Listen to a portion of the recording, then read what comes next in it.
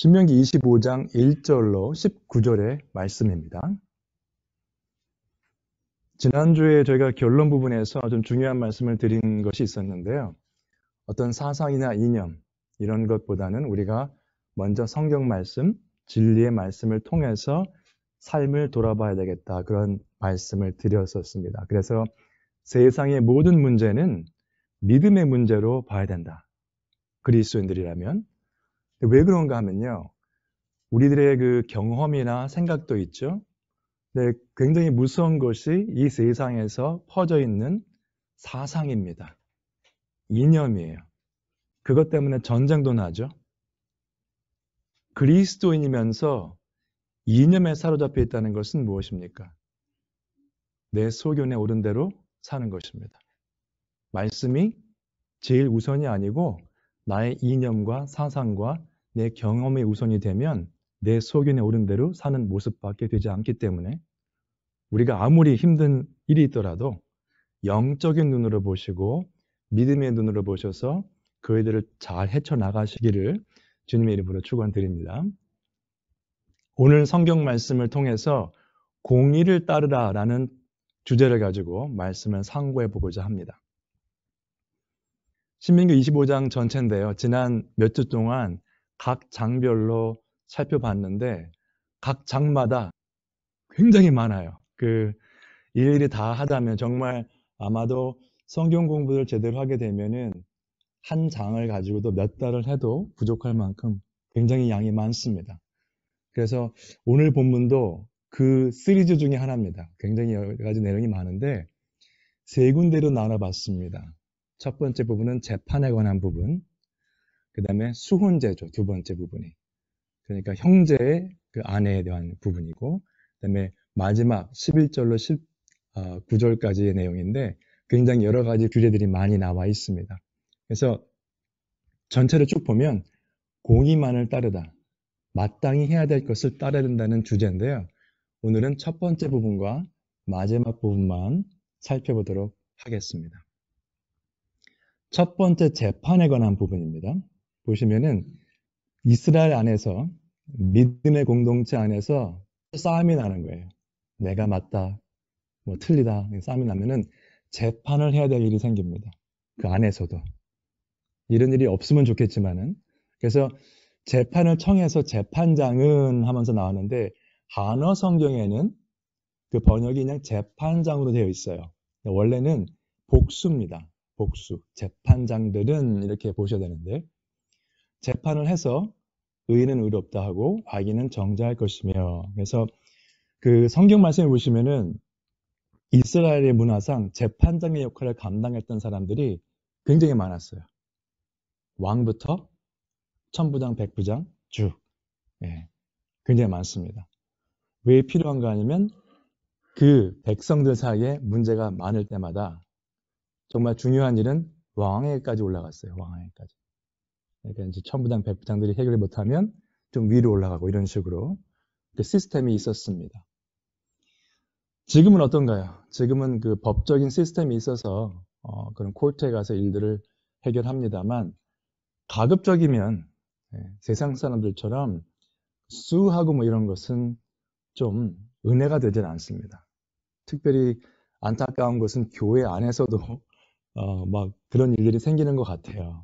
그래서 또 레슨을 좀 배울 게 있는 것 같은데요. 요즘 재판에 관한 얘기를 하기 위해서 조금 말씀드리고 싶은 것은 일반적으로 사람들이 좋아하는 재판장이나 또 부모님이나 어떤 선생님 이런 분들은 어떤 분들입니까? 모든 것을 이해하고 감싸주는 분들이에요. 좋은 말을 해주시는 분들. 그 재판장들도 유튜브 같은 데 보면 잠깐 나오는 게 굉장히 인간적으로 법을 떠나서 막 결정하는 사람들이 있더라고요. 막 그냥 그 뷰가 막 올라가요. 굉장히 좋은 재판관이다. 현명한 재판관이다. 일을 하나 보여드리겠습니다. 의사가 있으면 저희가 이제 보통 정기검진 가죠? 그럼 피검사를 합니다. 그런데 피검사를 했는데 콜레스테롤 수치가 높아요. 뭐 혈당 수치가 높든가.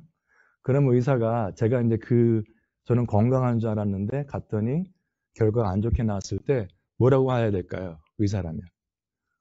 다 괜찮습니다. 가십시오. 기분 나빠하니까. 아니에요. 그건 좋은 의사가 아닙니다. 제가 기분이 나쁘더라도 혈당이 높습니다. 콜레스테롤을 낮춰야 됩니다. 말을 해줘야죠.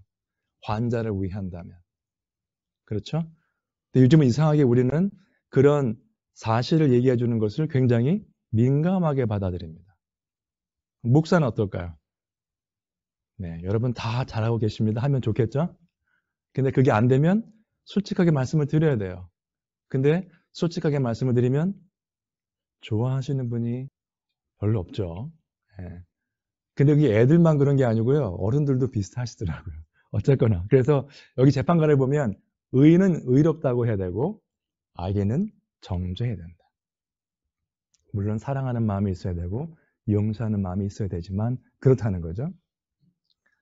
그래서 그러니까 시비를 가리는 건데 나중에 이 재판장이 볼 때 이 사람은 악인이기 때문에 어떤 태형, 합당하다. 결정이 나왔어요. 그래도 40대까지만 때리게 되어 있습니다. 그래서 유대의 전통이 어떤가 하면 그걸 세요. 한 대 때릴 때마다. 하나, 둘, 세는데 39까지만 셉니다. 그리고 스탑을 해요. 이 율법 때문에 그래요. 왜 그런가 하면 혹시 본인이 잘못이었을까 봐. 잘못해서 40을 셌는데 실제로 41대를 맞으면 죄를 범한 게 되니까 39까지만 셉니다. 재밌죠? 그래서 그런데 그런 것도 있지만은 그것을 넘기지는 못할지니 만일 그것을 넘겨 매를 지나치게 되면 내가 내 형제를 경히 여기는 것이 된다. 잘잘못을 구별하는 것은 좋아요. 벌을 받을 것은 받는 것이 맞지만은 그 형제에 대한 그 죄인에 대한 최소한의 예의를 갖출 필요가 있다는 거죠. 굉장히 섬세하게 지금 얘기하고 있죠. 죄는 받아야 되되 그러나 그 사람들의 인권이나 이런 것은 다 중시해야 된다. 어떤 것을 생각하시면 되냐면 베드로 전서에 보시면 우리 속에 있는 소망에 관한 이유를 묻는 자에게는 대답할 것을 항상 준비하되 어떻게 해야 돼요? 내가 복음을 열심히 전했는데 말을 안 들으면 화를 내시면 안 돼요. 온유와 두려움으로 하셔야 돼요. 그 사람에게 온유한 마음으로 하셔야 되고 하나님에 대한 경외하는 마음으로 복음을 전하셔야 됩니다. 복음은 내가 전하는 것 같지만 내 말이 아니거든요. 그러니까 마치 내 것처럼 전하시면 안 되고 그 다음에 마치 내 말을 안 듣는 것처럼 내가 화를 내도 안 돼요. 네. 우린 청직이잖아요. 매니저니까 내가 주인이 아니라는 거 그걸 기억하셔야 됩니다. 마찬가지입니다. 재판장도 결정을 내리되 본인들이 가장 높은 결정권을 가진 게 아니라는 것을 조금 이따 설명드릴게요. 재판관의 역할입니다. 모세가 아침부터 저녁까지 사람들을 계속 만났죠. 그러니까 모세의 장인이 물어봅니다. 내가 어떻게 해서 맨날 혼자 앉아있고 백성들은 계속 찾아오느냐? 그랬더니 대답하되 백성이 하나님께 물으려고 내게로 옴이라. 그들이 일이 있으면 내게로 오나니 내가 그 양쪽을 재판하여 하나님의 율례와 법도를 알게 하나이다. 하루 종일 사람들이 맨날 싸우는 거예요. 참 모세가 대단합니다.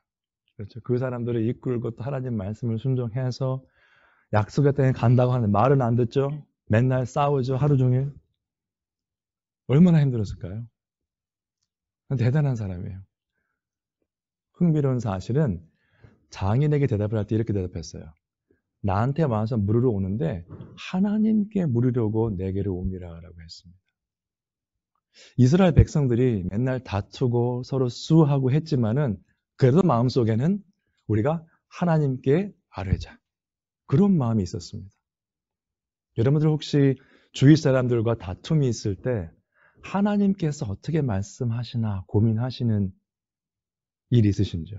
아니면은 이거는 법대로 해야 된다. 내 생각엔 이게 맞다. 이렇게 가시는지요?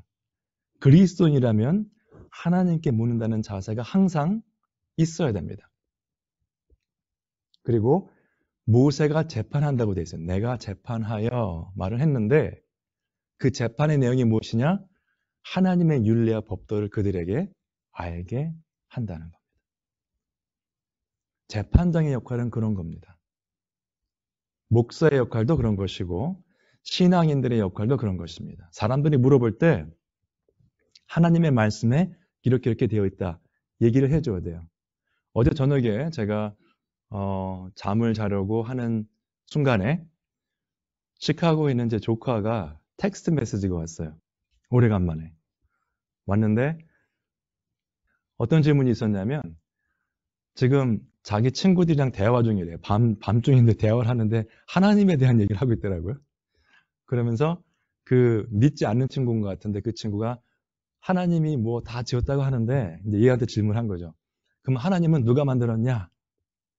그랬더니 이거 대답을 못 하는 거예요. 그래서 이럴 때는 뭐라고 대답해야 되느냐? 문자가 왔는데 그 뭐 문자로 대답할 내용은 아니잖아요. 굉장히 길어질 수 있는 내용이라 제가 간단하게 얘기를 했죠. 누군가 하나님을 만들었다면 그분은 하나님이 아니다.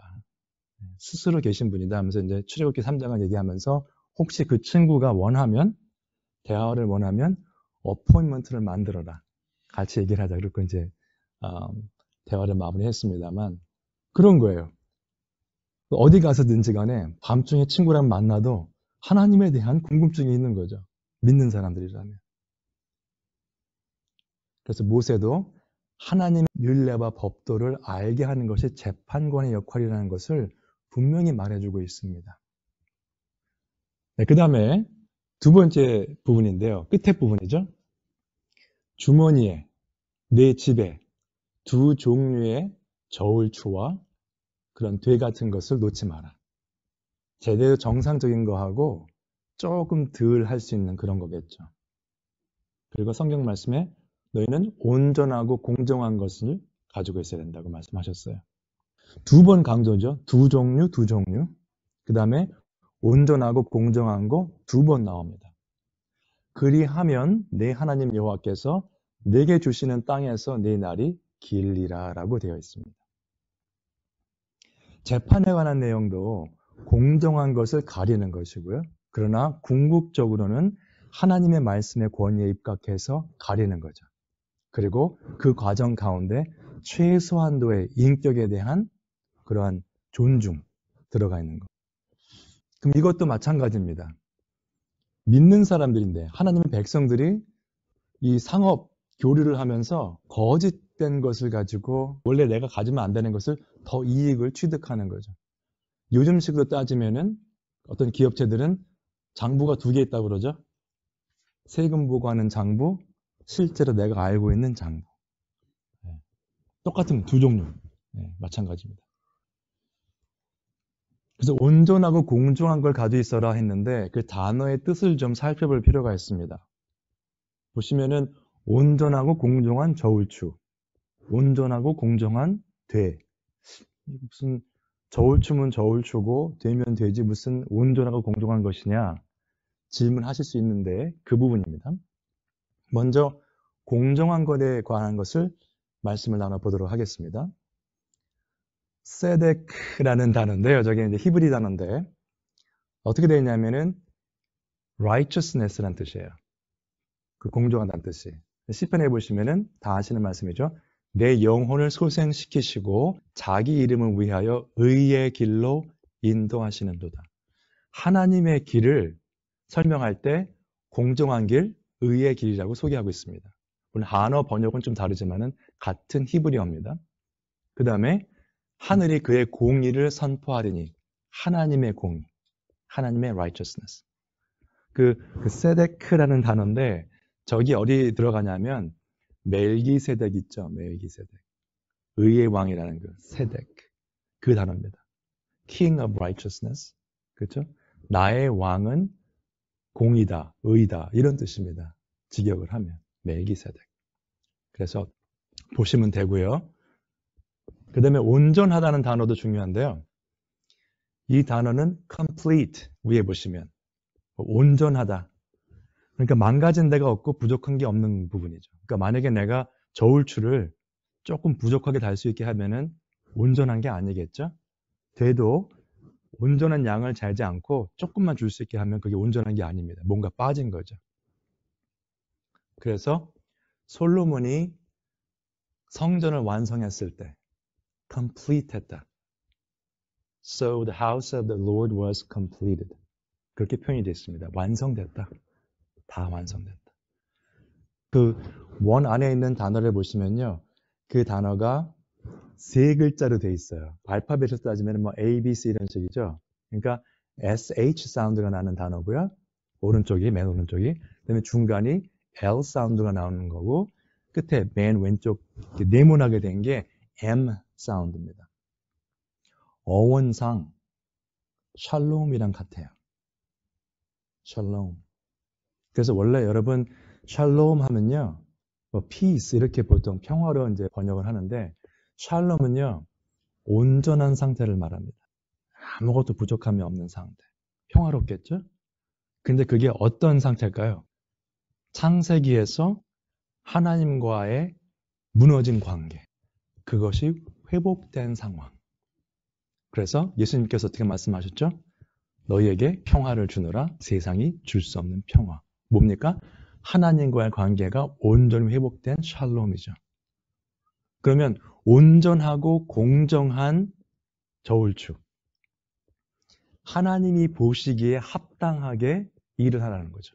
사업도, 직장생활도, 가정에서 가정을 돌보는 것도 온전하고 공정하게. 잘잘못을 가려서 재판을 해도 온전하고 공정하게. 비즈니스를 해도 온전하고 공정하게. 모든 삶 가운데. 그렇죠? 그래서 샬롬이란 단어가 저 단어 자체가 굉장히 여러 가지로 사용되는데 항상 기억하실 게 나오면은 부족함이 없이 온전하다. 예를 들어서 이제 헬라어에서 보시면은 그 그물이 부셔져 있는데 그게 부수공사 다 끝내면 이제 온전해지죠. 그런 표현들이 다 해당이 되는 것을 보시면 되겠습니다. 나중에 기회가 되면은 좀 더 자세히 설명을 드리도록 하겠습니다. 근데 두 종류의 저울추나 두 종류의 뒤를 가지고 있다는 것은 뭡니까? 내가 만든 거죠. 그래서 내가 지금 가지고 있는 거예요. 주머니에 가지고 있고 집에 가지고 있는 것은 우연히 액시던트로 실수로 있는 게 아니라 의도적으로 계획적으로 준비한 겁니다. 여러분 죄라는 것은요. 죄를 범하는 것은 정말 실수로 죄를 범하는 경우도 있을 수 있어요. 모르고 지은 죄도 있잖아요. 그렇죠? 근데 많은 경우에 한 번, 두 번, 세 번, 수개월간, 수년간 같은 죄를 반복한다는 건 뭡니까? 내 생각 가운데 그 죄에 대한 것으로 가득 차 있고 내가 그 죄를 그냥 따라서 하겠다고 작정한 겁니다. 실수가 아닙니다. 그것은. 이런 케이스도 마찬가지입니다. 저희 집에 실수로 두 종류의 절초가 있었습니다. 그거는 말이 안 되는 변명이죠. 근데 왜 중요한가 하면 잠언에 보시면 공평한 저울과 접시 저울은 여호와의 것이라고 표현이 되어 있습니다. 하나님께서는 공의의 하나님이시기 때문에 이 모든 면에서 공평한 것, 공정한 것을 하나님 것이라고 말씀하세요.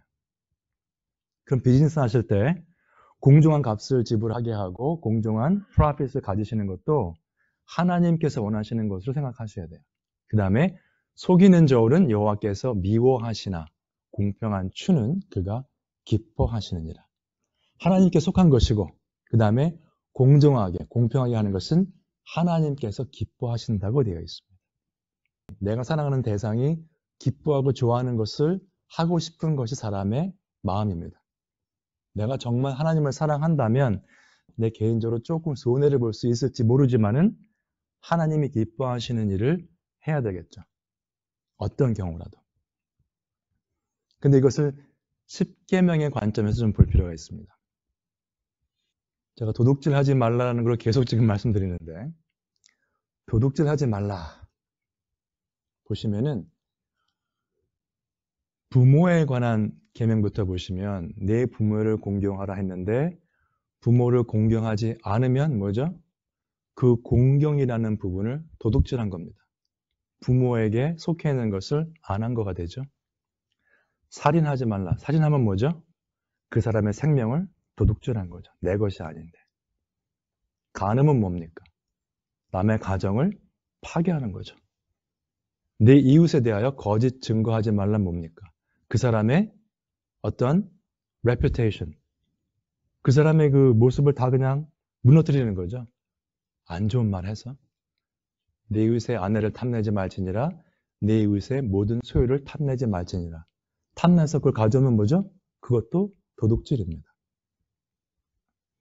공정한 거, 그들에게 받을 거를 받고 줄 걸 주지 않으면 도둑질하는 것입니다. 어떤 경우라도. 여기 보시면은 좀 착하게 생긴 사람이 가방을 들고 도망가죠? 뱅크에서. 모양을 보니까 뱅크에 가서 돈을 훔쳐서 도망가는 거예요, 지금. 근데 이것을 보면서 제가 왜 이 말씀을 드리냐면 제가 거의 한 30년 전에 클래스를 들었는데요. 그게 이제 철학 클래스였는데 교수님이 이런 예를 들었습니다. 누군가 가정이 너무 힘들어서 먹고 살기 너무 힘들어서 그 동네에 있는 뱅크에 가서 돈을 훔쳤다. 먹고 살라고. 그러면 그 임팩트가 어떻게 될 것이냐. 그 돈을 훔친 것이 그 사람한테는 유익이 될지 모르는데 사회 전체적으로 볼 때 그 사람 포함해서 어떤 임팩트가 있을까 토론해봐라. 엄청나게 토론을 많이 했어요. 그 상황이 안 좋았으니 분명히 이것은 오케이 해야 된다. 사회에서 인정해줘야 되고 용서해야 된다. 여러 가지 말이 많았는데 이렇게 보실 수가 있습니다. 개인적으로 이 사람이 필요가 있었던 상황이 어찌됐든 간에 돈을 훔쳤죠. 뱅크에서. 그렇게 되면 화살표를 쭉 보세요.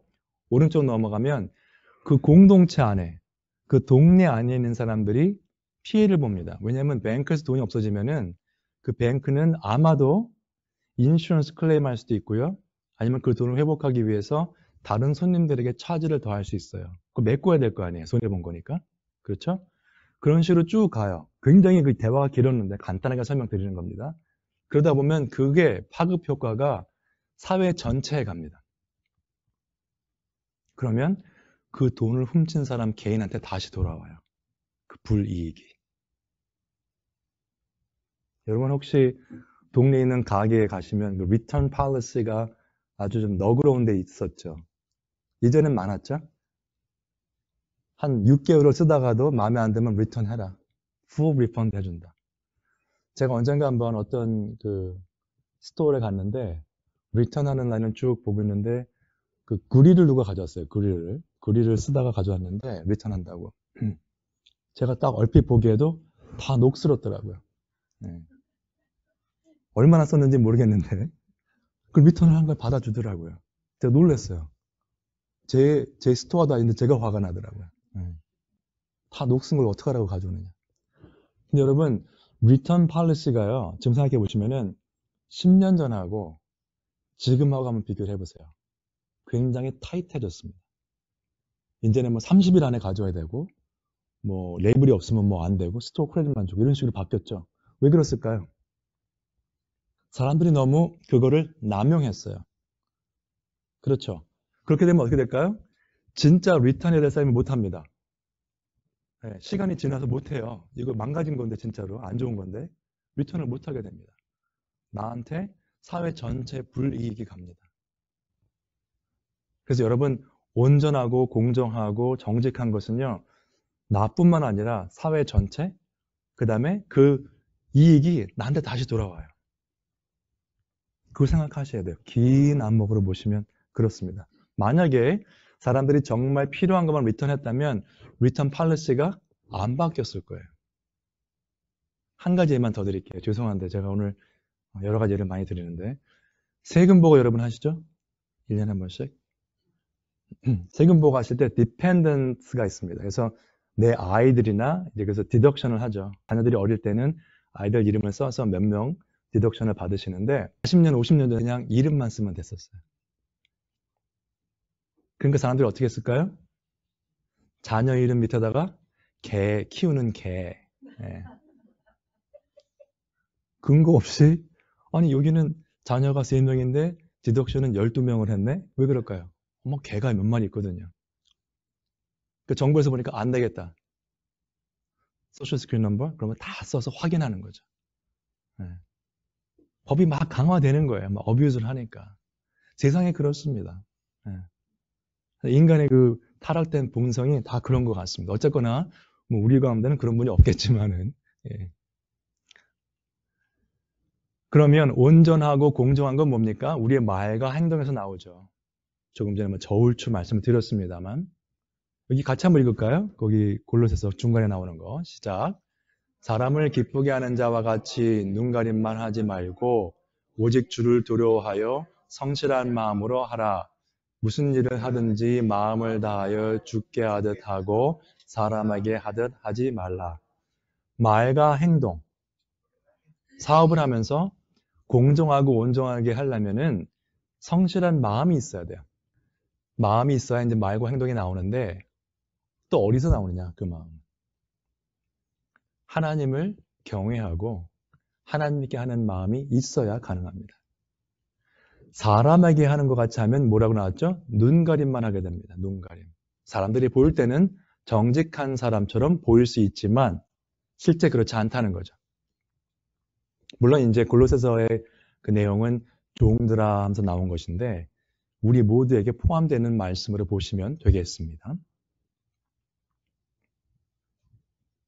자, 이제 하나님을 경외하고 주님께 하듯 하려면은 말씀이 있어야 된다는 거죠. 전 항상 그 결론이 말씀이죠. 여기 보시면은 요한복음 17장에 예수님께서 그 제자들을 위해서 그리고 또 앞으로 믿을 사람들을 위해서 기도하시는 부분입니다.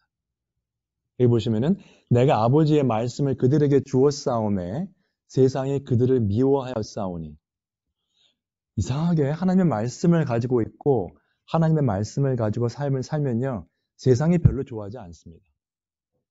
이상하게 크리스천 밸류는요 적대감을 많이 가지게 되는 요인이 돼요.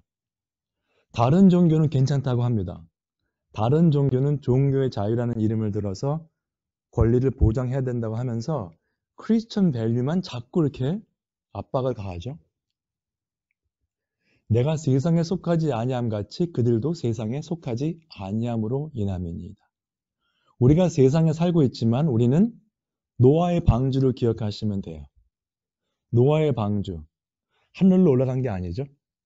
세상에 심판받는 그 세상 가운데 있었지만은 물 위에 떠 있었습니다. 구별된 거죠. 세상에 속하지 않았기 때문에. 그래서 예수님께서 계속 하시는데 내가 비옵는 것은 예수님의 기도입니다. 그들을 세상에서 데려가시기를 위함이 아니요. 우리는 지금 세상에서 하나님께서 맡겨주신 사명이 있다는 거죠. 그냥 하늘나라 다 가자는 게 아니라 다만 악에 빠지지 않게 보존하시기를 위함이니이다. 그리고 그들을 진리로 거룩하게 하옵소서. 아버지의 말씀은 진리니이다. 하나님의 말씀으로 거룩해지는 겁니다. 저 나중에 그 기도하는 그 시간 수요 모임 때 설명을 드릴 텐데 저희들 지금 디모데전서 4장 말씀 있죠? 저 부분은 사실은 엄밀히 따지면은 음식에 관한 부분이에요. 그리고 얼핏 잘못 이해하시면 제가 수요 모임 때 좀 자세히 말씀드리겠지만 말씀과 기도로 거룩해진다는 이야기를 자꾸 강조하다 보면은 말씀과 기도를 같은 선상으로 놓게 됩니다. 굉장히 위험한 겁니다, 여러분. 기도는 우리가 하는 거죠.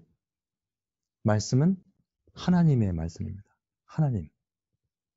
우리는 행동을 뭘 해야 되죠. 말을 하고 하겠습니다 하면 제가 행동을 해야 돼요. 저울추를 고치겠습니다 말을 하면 그걸 고쳐야지 결과가 나타나죠. 하나님께서는 말씀이 곧 행동이세요. 하나님의 말씀은. 왜 그럴까요? 빛이 있으라 하니 빛이 있게 됐죠. 빛이 있으라 하고 하나님이 막 만드신 게 아니에요. 말씀으로 창조하셨죠. 그 말씀과 기도를 같은 선상에 놓지 않으시기 바라고요. 그건 제가 설명을 자세히 드리겠지만은 여기 보시면 분명하죠. 그들을 진리로 거룩하게 하옵소서. 아버지의 말씀은 진리입니다. 하나님의 말씀으로만 우리가 거룩하게 된다는 겁니다.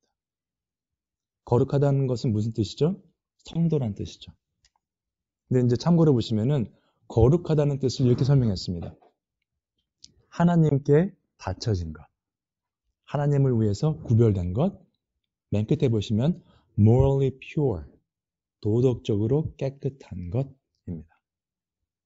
성도이면서 난 하나님을 위해서 하나님께 바쳐진 거룩하게 구별된 사람인데 도덕적으로는 깨끗하지가 않다. 성립이 되지 않습니다. 우리는 도덕적으로도 세상 사람들보다 훨씬 더 깨끗해야 됩니다. 그러면 전체를 보시죠 한번. 아버지의 말씀을 그들에게 주어 싸우며 진리로 거룩하게 하옵소서. 우리를요. 아버지의 말씀이 진리이기 때문에. 그러면 성도님들은 어떤 분들인가? 하나님의 말씀을 통해서 진리 가운데 거룩하게 되어서 그 거룩한 삶을 계속 살아가시면서 온전하고 공정하게, 공평하게 삶 가운데 일들을 해결하시는 분들이에요. 그런 분들이야말로 결론입니다. 같이 한번 읽으시죠. 시편인데요. 시작.